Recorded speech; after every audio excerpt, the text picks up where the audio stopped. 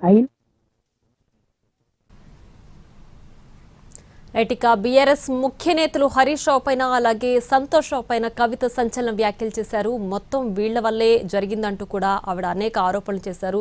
వాళ్ళ సొంత వనరులు ఆస్తులు పెంచుకోవడానికే అవినీతి చేశారంటూ కూడా కవిత ఆరోపణలు చేశారు. దీనికి సంబంధించి పూర్తి డీటెయిల్స్ మా Telangana input editor Donthu Ramesh news room నుంచి అందించడానికి సిద్ధంగా ఉన్నారు. రమేష్, చెప్పండి. అయితే గతంలో పార్టీలో దయ్యాలున్నాయని పదే పదే చెప్పిన కవిత ఇప్పుడు డైరెక్ట్గా పేర్లు బయట పెట్టారు. ఆ దయ్యాలు వీళ్లే అని భావించాలా? ఇప్పుడు అసలు ఎందుకు ఇద్దరి పేర్లు బయటకు తీసుకొచ్చారనుకోవాలి? కేసీఆర్ కూతురు కల్వకుంట్ల కవిత అమెరికా వెళ్ళి మళ్ళా ఇండియా తిరిగి వచ్చిందంటే బీఆర్ఎస్ నేతల గుండెల్లో రైళ్లు పరిగెడుతున్నాయి. కేసీఆర్ కుటుంబంలో ఒక సంక్షోభం లాంటి వాతావరణం కనిపిస్తుంది. ఒకటోసారి అమెరికా పోయి వచ్చిన తర్వాత ఆమె కేసీఆర్ దేవుడు, ఆయన చుట్టూ దయ్యాలు ఉన్నాయని వ్యాఖ్యలు చేసి సంచలనం సృష్టించింది. ఆ తర్వాత బీఆర్ఎస్తో దూరంగా జరుగుతూ వచ్చింది. బీఆర్ఎస్ కొంతమందిని టార్గెట్గా చేసుకుని విమర్శలు చేస్తూ వచ్చింది. మళ్ళీ ఈ మధ్యకాలంలో రెండో కొడుకుని అమెరికా పంపించి తిరిగి వచ్చే వరకు మళ్ళొక సంచలనమైన కమెంట్ చేసింది. ఇక కేసీఆర్ దేవుడు, కేసీఆర్ చుట్టూ దయ్యాలు ఉన్నాయన్న దయ్యాల పేర్లు కూడా రెండు చెప్పింది. ఆమె ఎవరైతే దయ్యాలుగా భావిస్తుందో ఒకటి మాజీ మంత్రి హరీష్ రావు, ఇంకొకటి మాజీ రాజ్యసభ సభ్యుడు సంతోష్ రావు పేర్లను చెప్పింది. వీళ్ళిద్దరూ కూడా కుట్రలు చేశారు, దుర్మార్గాలు చేశారు, వీరి వల్లనే కేసీఆర్కు చెడ్డ పేరు వచ్చిందంటూ కూడా ఆమె వ్యాఖ్యానించారు. అంతేకాకుండా ఈరోజు సిబిఐ ఎంక్వైరీ, కాళేశ్వరం ప్రాజెక్టు పైన సిబిఐ ఎంక్వైరీ వేయడం అంటేనే వీళ్ళిద్దరి వల్లే జరిగిందన్నట్లు ఆమె మొత్తంగా చెప్పుకొచ్చారు. కాళేశ్వరంకి సంబంధించిన సిబిఐ విచారణ చేయాలి అని ప్రభుత్వం ఆదేశించిన నేపథ్యంలో తెలంగాణ ఏ విధంగా ఉండాలి, తెలంగాణ సాకారం చేసిన వ్యక్తి మీద సిబిఐ కేసు అంటే తెలంగాణ మొత్తం బగ్గుమనాలి, తెలంగాణకు బంధు పిలుపు ఇవ్వాలి.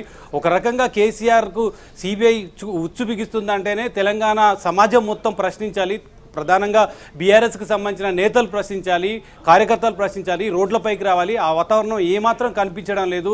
కేవలం ఇద్దరు వ్యక్తుల వల్లనే మొత్తంగా కేసీఆర్కు చెడ్డ పేరు వచ్చింది. వాళ్ళ దుర్మార్గాల వల్లనే, వాళ్ళ అవినీతి వల్లనే ఆయనకు అవినీతి మంటిందని కూడా ఆమె కమెంట్ చేసింది. సో ఇక తెగదెంపులు చేసుకోవడానికి, అమీతుమీ తేల్చుకోవడానికి కవిత రెడీ అయినట్లు తెలుస్తుంది. అందుకే ఆమె ఈ రకమైన వ్యాఖ్యలు చేసింది. ఒక రకంగా ముందు కేసీఆర్కి సంబంధించిన విషయంలో కేసీఆర్ చుట్టూ దయాలు ఉన్నాయని చేసిన కమెంట్ నేపథ్యంలో బీఆర్ఎస్ యాక్షన్ తీసుకుంటుంది, కవితని బయటికి పంపుతుందని చాలామంది ఊహించారు. పార్టీలో కూడా పెద్ద ఎత్తున చర్చ జరిగింది. ఇంకా కవితని ఎంతకాలం భరించాలన్న అంశానికి సంబంధించి కూడా అంతర్గతంగా చర్చ జరిగింది. బాహటంగా కూడా కొంతమంది నేతలు కవితను ప్రశ్నించిన సందర్భాలు ఉన్నాయి. కానీ కేసీఆర్ ఎటువంటి చర్యలు తీసుకోకుండా ఆమెను పట్టినట్టు అంటి ముట్టనట్టు వ్యవహరించారు. కానీ ఇప్పుడు ఇక తెగేదాకా లాగాలి, తన సత్తా ఏంటో నిరూపించుకోవాలంటూ కవిత సంచలన వ్యాఖ్యలు చేసింది. వచ్చి రాగానే ఆమె ఈరోజు ఉదయం హైదరాబాద్కు చేరుకుంది. అమెరికా నుంచి వెంటనే 4 గంటలకు ప్రెస్ కాన్ఫరెన్స్ స్టార్ట్ చేసింది. ఇందులో హరీష్ రావును అదేవిధంగా సంతోష్ రావును టార్గెట్గా చేసుకుని వ్యాఖ్యలు చేసింది.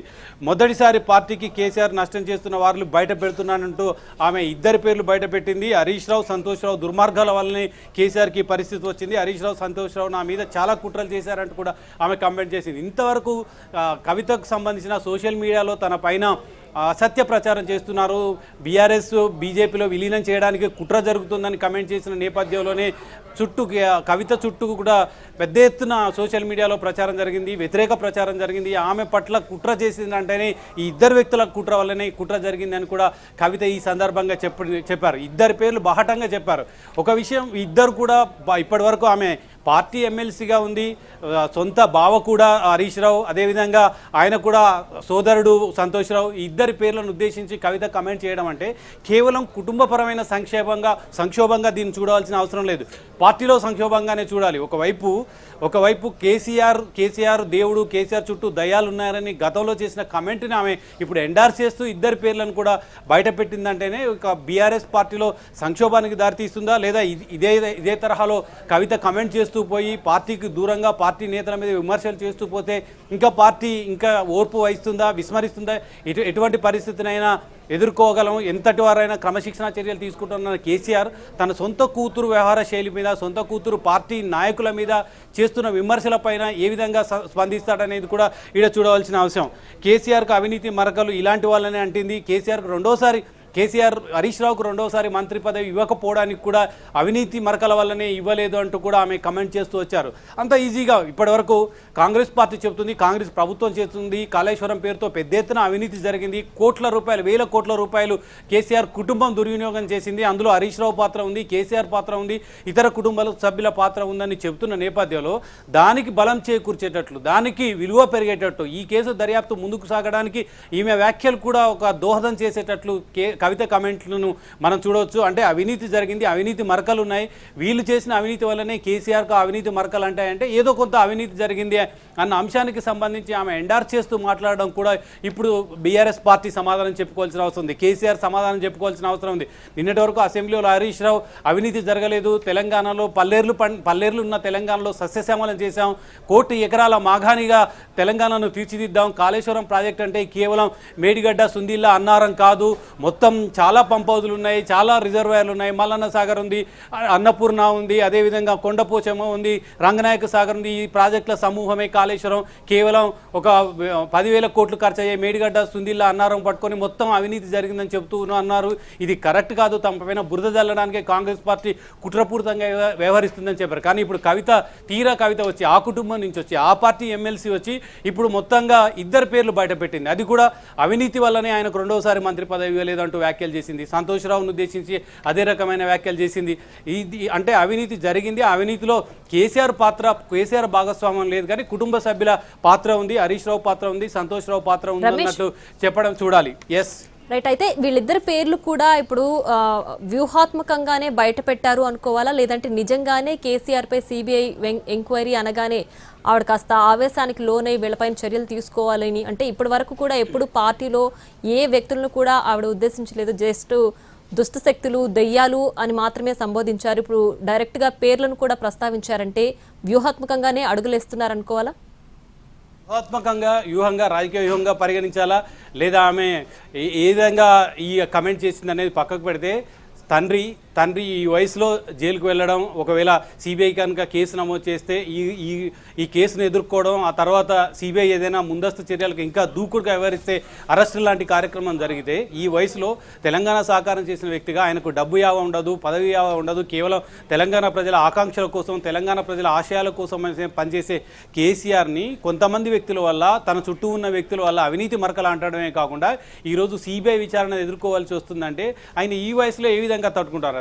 ఇంతకుముందు కవిత లిక్కర్ స్కామ్లో కూడా జైలుకు వెళ్ళి వచ్చింది. ఆమెకు జైలు ఎక్స్పీరియన్స్ ఏ విధంగా ఉంటుందో ఆమెకు తెలిసినంత ఎవరికి తెలిసి ఉండదు. దాదాపు 6 నెలల పాటు ఆమె తిహార్ జైల్లో ఉంది.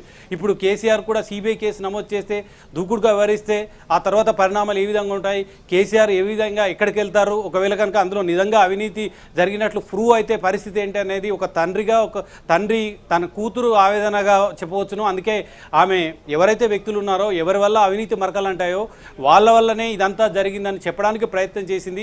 అదేవిధంగా పార్టీని సంరక్షించుకోవడం కూడా తన బాధ్యత. పార్టీ శ్రేణులు తనను తప్పు పట్టినా పర్వాలేదు, కానీ కేసీఆర్ మీద ఇంత జరుగుతుంటే తెలంగాణలో బీఆర్ఎస్ పార్టీ ఏం చేయాలి?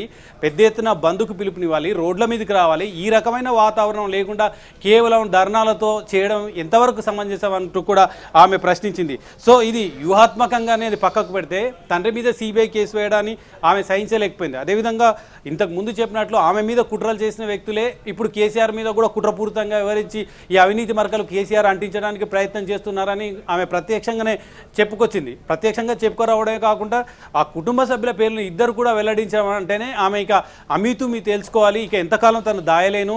ఇంతకుముందు కేవలం పేర్లు చెప్పకుండా దయాలు ఉన్నాయని మాత్రమే చెప్పేది, ఆ దయాల పేర్లు ఇప్పుడు చెప్తున్నాను అన్నట్లుగానే ఆమె ఈరోజు విలేకరుల సమావేశంలో 2 పేర్లు కూడా వెల్లడించి మరొక సంచలనానికి దారితీసింది. ఇద్దరు ఆన్సర్ చెప్పుకోవాలి. అదేవిధంగా ఇప్పుడు కాంగ్రెస్ పార్టీ చేస్తున్న ఆరోపణలు, అవినీతి పెద్ద ఎత్తున జరిగిందని, కాళేశ్వరం మీద అక్రమాలు జరిగాయన్న అంశానికి సంబంధించి కూడా ఇప్పుడు ఇద్దరు కూడా చేతులు కడుక్కోవాలి. కవిత పార్టీలో కాకుండా అంతకుముందు అంటే పార్టీకి సంబంధించిన వ్యవహారం, ఆమె దయాలున్నాయి, మొత్తం పార్టీని భ్రష్టు పట్టిస్తున్నారు, బీఆర్ఎస్ని బీజేపీలో కలపడానికి ప్రయత్నం చేస్తున్నారు, సరిగా స్పందించలేదు, పార్లమెంట్ ఎన్నికల్లో సీట్ల విషయంలో రకరకాలుగా వరంగల్ సభలో సక్రమంగా మాట్లాడలేదు, బీసీ రిజర్వేషన్లకు సంబంధించి సక్రమంగా మాట్లాడలేదంటే అది పార్టీకి సంబంధించిన అంతర్గత అంశాలు.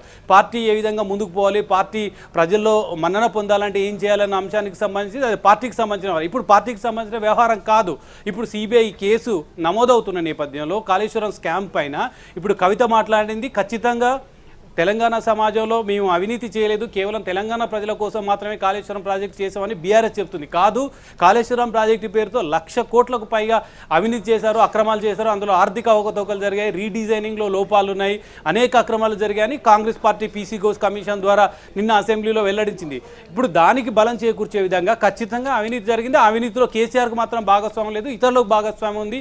అవినీతి మరకలు వీళ్ళ వల్లనే అంటే అందుకనే హరీష్ రావుకు రెండవసారి మంత్రి పదవి ఇవ్వలేదంటూ కమెంట్ చేయడాన్ని ఇది వ్యూహం అనుకోవచ్చా, లేదా తన తండ్రి పైన కేసు నమోదవుతుందన్న ఆవేశం కావచ్చా, ఆక్రోశం కావచ్చా, ఆవేదన కావచ్చా కవిత అనేది తెలియదు. కానీ మొత్తం మీద ఇది మాత్రం బీఆర్ఎస్ పార్టీ ఇప్పుడు ఒక సంక్షోభపూరితమైన వాతావరణాన్ని ఎదుర్కోక తప్పదు. ఎవరో బయటి వాళ్ళు, పార్టీలో బయటి వాళ్ళు చేస్తే ఖచ్చితంగా ఏ రకమైన చర్యలు తీసుకోవడమో లేదా పార్టీ నుంచి బయటకు పంపడం జరుగుతుంది. కానీ కేసీఆర్ సొంత కూతురు, వర్కింగ్ ప్రెసిడెంట్గా కేటీఆర్ ఉన్నాడు, ఆయన చెల్లెలు, అదేవిధంగా హరీష్ రావు బావ కావాలి, అదేవిధంగా సంతోష్ రావు అతను సోదరుడు, ఇవన్నీ చూసుకుంటే ఒక కుటుంబంలో ఇంతమంది వ్యక్తులకు మధ్యలో ఇటువంటి కామెంట్ చేయడం, ఇటువంటి సంచలన వ్యాఖ్యలు చేయడం ఖచ్చితంగా పార్టీని ఇరకాటంలో పెట్టే ప్రక్రియ. ఒకవైపు సిబిఐ కేసు నమోదవుతుంటే ఇంకొక హైకోర్టుకు వెళ్ళి ఈ కేసుని నిలిపివేయాలి, సిబిఐ విచారణ నిలిపివేయాలని కోర్టును ఆశ్రయించి ఒకవైపు అసెంబ్లీలో పోరాటం చేస్తుంటే కవిత ఈ రకమైన వ్యాఖ్యలు చేయడం, కవిత ఈ రకంగా దూకుడుగా వ్యవహరించడం ఖచ్చితంగా ఆ పార్టీని ఆత్మరక్షణలో పడేసిందని చెప్పొచ్చును. ఇప్పుడే త్వరలో స్థానిక సంస్థల ఎన్నికలు జరగబోతున్నాయి. స్థానిక సంస్థల ఎన్నికల్లో తమ సత్తాను నిరూపించుకోవాల్సి వస్తుంది. త్వరలో జూబ్లీ హిల్స్ ఉప ఎన్నిక జరగబోతుంది, అందులో పార్టీ సత్తాను నిరూపించుకోవాల్సింది. ఈ తరుణంలో కవిత ఇటువంటి వ్యాఖ్యలు చేయడం ఖచ్చితంగా ఆత్మరక్షణలో పడేసింది బీఆర్ఎస్ పార్టీని. ఒకవైపు ఎన్నికలకు సమాయత్తం కావాలి, ఇంకొక వైపు కవిత చేసిన ఆరోపణలకు ఆన్సర్ చేయాల్సిన అవసరం ఉంది. సొంత పార్టీకి సంబంధించిన నేతలపైనే, సొంత పార్టీలో ఉన్న కుటుంబ సభ్యులపైన ఆరోపణలు చేసిన కవితకు సంబంధించి దీన్ని ఖచ్చితంగా టీఆర్ఎస్ పార్టీ ఏ విధంగా స్పందిస్తుంది అనేది ఆసక్తికర పరిణామం. ఇంకా ఉపేక్షించేది లేదు, కూతురైనా పర్లేదు, ఇటువంటి కట్టుదాటి ప్రదర్శిస్తే ఎటువంటి వారైనా కఠిన శిక్ష ఉంటుందని కేసీఆర్ భావిస్తారా లేదా ఏం చేస్తారనేది కొద్ది రోజుల్లో తెలియనుంది. చెప్పండి. అలాగే అంటే ఈ మొత్తం అంశంలో కూడా నేను ఎంత దూరమైనా వెళ్తాను, తగ్గేది లేదు అంటూ కూడా కవిత వ్యాఖ్యలు చేశారు. అలాగే రేవంత్ సర్కార్ని టార్గెట్ చేస్తూ దమ్ముంటే వీళ్ళిద్దరిపైన చర్యలు తీసుకోండి అంటూ కూడా ఆవిడ సవాల్ విసిరారు. మరి రేవంత్ సర్కార్ దీనిపైన వీళ్ళిద్దరు కేంద్రంగా ఏదైనా చర్యలు తీసుకునే అవకాశం ఉంటుందా? ఎంతవరకైనా వెళ్తానంటే ఆమె పార్టీ నేతల మీద ఆరోపణలు చేసింది కాబట్టి ఖచ్చితంగా తను ఎంతవరకైనా వెళ్తానని చెప్పింది. ఒకవేళ తన మీద ఎటువంటి కఠిన చర్యలు తీసుకున్నా తను ఉపేక్షించేది లేదు, ఇక తను దూకుడుగానే వ్యవహరిస్తాను. ఇంతకాలం నర్మగర్భంగా చేసిన వ్యాఖ్యలు నర్మగర్భం లేదు, ఇక డైరెక్ట్గానే అటాక్ చేశారు, డైరెక్ట్గానే పేర్లు వెల్లడించారు, డైరెక్ట్గానే అందరు కూడా ఇంతకాలం కేటీఆర్ మీద కవిత విమర్శలు చేస్తుంది. కేటీఆరే ఇద్దరు దయాలలో కేటీఆర్ కూడా ఉన్నాడు, కేటీఆర్ సోదరుని ఉద్దేశించి వ్యాఖ్యలు చేసిందని అందరూ భావించారు. కానీ కేటీఆర్ని పక్కకు పెట్టి ఇప్పుడు హరీష్ రావుని, సంతోష్ రావుని తెరపైకి తీసుకురావడం ద్వారా ఇక తన అమీతుమి తేల్చుకోవాలి. ఏ విధంగానైనా తన మీద ఒకవేళ కఠిన చర్యలకు పార్టీ ఉపక్రమించిన, కఠిన చర్యలకు ఒడిగట్టినా తాను ఎంతవరకైనా వెళ్తానని ఈ సందర్భంగా చెప్పింది. సో ఇప్పుడు కాంగ్రెస్ పార్టీ వ్యూహం, కాంగ్రెస్ పార్టీ చోద్యం చూసే అవకాశం ఉంది. ఇప్పటికే కాంగ్రెస్ పార్టీకి సంబంధించిన పీసీ ఘోష్ కమిషన్ ఇచ్చిన రిపోర్టుని అసెంబ్లీలో ప్రవేశపెట్టిన తర్వాత సిట్ వేస్తుందా లేదా క్రిమినల్ కేసు నమోదు చేసి ఫర్దర్గా ముందుకెళ్తుందా అని అందరూ భావించారు. కానీ అందరి ఊహలకు భిన్నంగా కాంగ్రెస్ ప్రభుత్వం సిబిఐకి ఆ కేసును అప్పగించింది. సిబిఐకి అప్పగించడం అంటే కేంద్రం పరిధిలోకి అంశాన్ని నెట్టింది. కేంద్ర సంస్థల దర్యాప్తు సంస్థలు, అదేవిధంగా కేంద్రానికి సంబంధించిన కొన్ని సిడబ్ల్యూసి, అదేవిధంగా వ్యాప్కో, ఇటువంటి కొన్ని జాతీయ స్థాయి సంస్థల ప్రమేయం ఉన్న నేపథ్యంలో దీన్ని విచారణ చేయాలంటే కేంద్ర దర్యాప్తు సంస్థ కరెక్ట్ కాబట్టి సిబిఐకి అప్పగించామని చెప్తుంది. అంతకుముందు బీజేపీ నేతలు కూడా సిబిఐకి అప్పగించాలని డిమాండ్ చేశారు. ఇక మేము సిబిఐకి అప్పగిస్తున్నాం, చర్యలు తీసుకోండి అంటుండో ఆ కోర్టులోకి బంతిని విసిరారు కేంద్రం కోర్టులో. ఇప్పుడు కేంద్రం కేసు నమోదు చేయాలి, కేసు నమోదు చేసి దీనిపైన బాధ్యులెవరో, ఎందుకంటే బీజేపీ నేతలు కూడా కాళేశ్వరంలో పెద్ద ఎత్తున అవినీతి జరిగిందని కేంద్ర మంత్రుల నుంచి మొదలు పెడితే కింది స్థాయి కార్యకర్త వరకు కూడా బీజేపీ నేతలు ఆరోపించారు. అలాంటప్పుడు ఇప్పుడు దర్యాప్తు దూకుడుగా వ్యవహరించాలి, దర్యాప్తులో అవినీతి అక్రమాలు ఎవరు చేశారో వాళ్ళందరినీ కూడా తీసుకొని రావాల్సి ఉంటుంది, వాళ్ళందరిపైన చర్యలు. ఒకవేళ దర్యాప్తులో ఏమాత్రం తేడా వచ్చి ఎటువంటి చర్యలు తీసుకోకపోతే అప్పుడు కాంగ్రెస్ పార్టీ ధ్వజమెత్తే అవకాశం ఉంటుంది. బీజేపీ ఒకటే, బీఆర్ఎస్ని బీజేపీలో విలీనం చేయడానికి ప్రయత్నం చేస్తున్నారు. ఇంత పెద్ద కాళేశ్వరంకి సంబంధించిన స్కామ్కి సంబంధించి మేము విచారణ చేయమంటే ఏ విచారణలో ఎవరు కూడా దోషులను తీర్చలేకపోయారని వ్యూహాత్మకంగా రాజకీయ దాడి కాంగ్రెస్ పార్టీ నుంచి వచ్చే అవకాశం ఉంది. ఈ రకంగా వ్యూహాత్మకంగా కాంగ్రెస్ పార్టీ కాళేశ్వరం ప్రాజెక్టు పైన వ్యవహరిస్తుంటే ఇప్పుడు కవిత వచ్చి మళ్ళీ అదే కాళేశ్వరం ప్రాజెక్టుకి సంబంధించిన కుటుంబ సభ్యులను ఉద్దేశించి కాళేశ్వరం ప్రాజెక్టుకి సంబంధించిన అవినీతి మరకలు ఆ ఇద్దరు వల్లనే అంటాయని చెప్తుంటే ఇక కాంగ్రెస్ వ్యూహం ఫలించిందనే చెప్పాలి. ఒకవైపు తాము చేస్తున్న ఆరోపణలు విమర్శలు ఆమె సొంత ఇంట్లోనే కేసీఆర్ కూతురే చేస్తుందంటే ఇది ఖచ్చితంగా అవినీతి. అది కేసీఆర్ చేశారా, ఇంక హరీష్ రావు చేశారా, సంతోష్ రావు చేశారా, ఇంకా ఎవరు చేశారన్న అంశానికి సంబంధించి తేల్చాలని కాంగ్రెస్ పార్టీ మరింత విమర్శలను రాజకీయ విమర్శలను పదును పెట్టే అవకాశం ఉంది. ఈ నేపథ్యంలో కవిత ఎక్కడి వరకు వెళ్తారంటే ఎక్కడికి వెళ్తారు, పార్టీ నుంచి బయటికి పంపించేస్తారు. బీఆర్ఎస్కి సంబంధించింది ఇక పార్టీ కట్టు దాటింది కాబట్టి ఇక పార్టీలో క్రమశిక్షణ తప్పుతుంది. వాటి ఏకంగా ఇద్దరు పేర్లు పెట్టి ఇద్దరు పార్టీలో ఒక మాజీ రాజ్యసభ సభ్యుడు, ఒక మాజీ మంత్రి, పార్టీలో క్రియాశీలకంగా ఉన్న హరీష్ రావు లాంటి వ్యక్తి పైన ఆరోపణలు చేసినప్పుడు ఇంకా కవితని రోజు బీఆర్ఎస్ పార్టీ ఎమ్మెల్సీగా పరిగణించే అవకాశం లేకపోలేదు. ఎందుకంటే ఖచ్చితంగా ఏదో ఒక చర్య తీసుకోవాల్సిన అవసరం ఉంటుంది. ఒకవేళ చర్య తీసుకోకపోతే పార్టీకి సమాధానం చెప్పుకోవాల్సిన అవసరం ఉంటుంది. కేసీఆర్ కానీ వర్కింగ్ ప్రెసిడెంట్ ఉన్న కేటీఆర్ కానీ ఈ రకంగా పార్టీలో గందరగోళాన్ని సృష్టించినప్పుడు ఏదో ఒక విరుగుడు చర్య తీసుకోకుంటే ఖచ్చితంగా అది పార్టీ మొత్తానికి ఆ విషం మొత్తం పార్టీ శ్రేణులకు మొత్తం అంటుకుంటుంది. అప్పుడు పార్టీ క్రమశిక్షణ తప్పుతుంది. కాబట్టి ఖచ్చితంగా ఏదో ఒక చర్య తీసుకోవాలని డిమాండ్ వచ్చే అవకాశం ఉంది. అందుకే నేను ఎక్కడి వరకైనా వెళ్తానని చెప్తుంది. ఎక్కడి వరకైనా అంటే పార్టీ ఏ చర్య తీసుకున్నా తాను రెడీగా ఉన్నాను, కమాన్ రెడీ అంటూ కూడా కవిత సవాల్ విసిరిన సందర్భం చూస్తున్నాం. సో ఇక ఆసక్తికరమైన పరిణామాలు బీఆర్ఎస్లో చోటు చేసుకునే అవకాశం ఉంది. ఇప్పటికే ఈరోజు కేసీఆర్ని కలిశారు.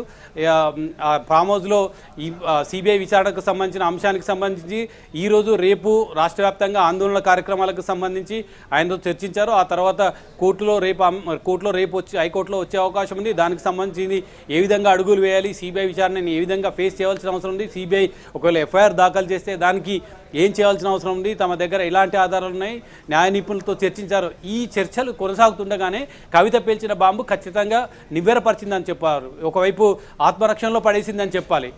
దాని నుంచి కోలుకొని ఏ విధమైన చర్యలు తీసుకుంటారు, ఒకవైపు సిబిఐ కేసు, ఒకవైపు కవిత ఆరోపణలను ఏ విధంగా ఫేస్ చేస్తుంది అనేది ఆసక్తికర పరిణామం.